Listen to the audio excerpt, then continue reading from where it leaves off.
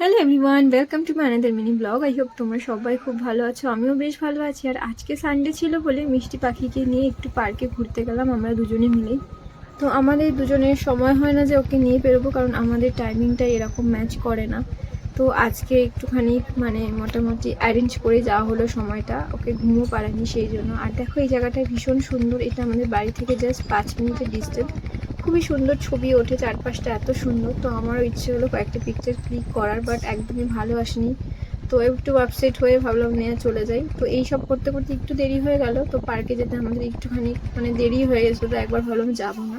তারপর ভাবলাম না যাক, দেরি হলেও একটু সময় অন্তত ও মজা করবে। তো তারপর দেখো অনেক মজা করেছে, এখানে অনেক বাচ্চারাই আসে। তো তারপরে ওকে একটু নিয়ে ঘুরিয়ে ছুড়ে চলে গেলাম আমার মামার বাড়িতে।